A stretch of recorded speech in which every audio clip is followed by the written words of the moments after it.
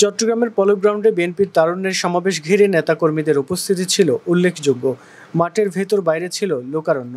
তীব্র গরম উপেক্ষা করে নেতাকর্মীদের নিয়ে বিশাল মিছিল সহকারে সমাবেশে অংশগ্রহণ করে ডবলমুরিং থানা যুবদল নেতা রাকিবুল হাসান রাসেল।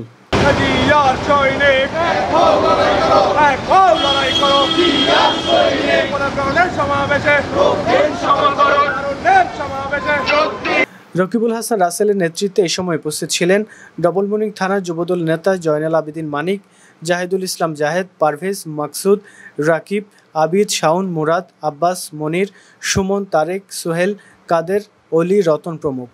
সমাবেশে অংশগ্রহণের আগে সংক্ষিপ্ত পথসভায় রকিবুল হাসান রাসেল বলেন, পলাতক স্বৈরাচার জনগণের ভোটাধিকার হরণ করে ক্ষমতা কুক্ষিগত করেছে এবং একটি ফেসিবাদী রাজত্ব কায়েম করেছে। একটি কথা বলতে চাই, আমাদের সংবিধানের 65/2 অনুচ্ছেদে স্পষ্টভাবে নির্দেশ আছে জনগণের প্রত্যক্ষ ভোটে সংসদ সদস্য নির্বাচিত হবেন। কিন্তু দেখা গেছে এই পলাতক স্বৈরাচার জনগণের ভোটাধিকার হরণ করে বিগত তিনটি ইলেকশন করেছে এবং তারা ক্ষমতাকে কুক্ষিগত করে একটি ফেসিবাদী রাজত্ব কায়েম করেছিল।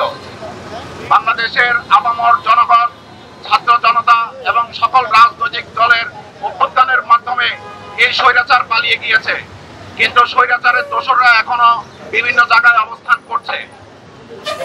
এখন আমরা দেখছি এই অন্তর্বর্তী সরকার এই স্বৈরাচারের পথেই হাঁটছে।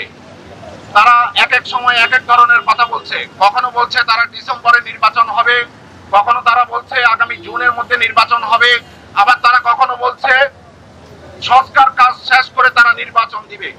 এই যে তারা এক এক দেশে এক এক রকম বক্তব্য প্রদান করছে, অর্থাৎ তারাও এই ফেসিবাদের দোসর হিসাবে কাজ করছে এবং ফেসিবাদের মতো তারাও ক্ষমতাকে কুক্ষিগত করে আগামী দিনে আরেকটি ফেসিবাদী রাষ্ট্রবাদী কায়েম করতে চাচ্ছে। আজকে তরুণ সমাজ জেগেছে, বাংলাদেশ ঘুরেছে। Take back Bangladesh, take back Bangladesh. Nazrul Islam Russell ভাই এবং আমরা এখানে আজকে উপস্থিত হয়েছি তরুণদের যে ভোট অধিকার, সেই অধিকার ফিরিয়ে পাওয়ার জন্য।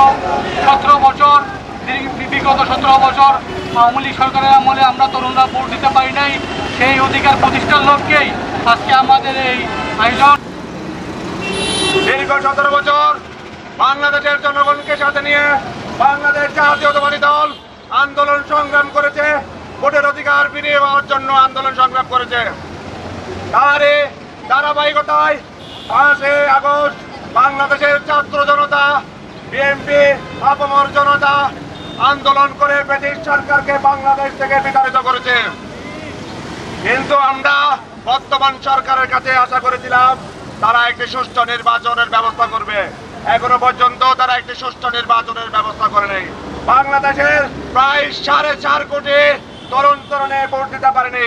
আমরা ভোট দিতে চাই। আজকের সমাবেশে আমরা তরুণরা উপস্থিত হয়ে বলতে চাই, আমরা ভোট দিতে চাই, আমাদের ভোটের অধিকার ফিরিয়ে দিন।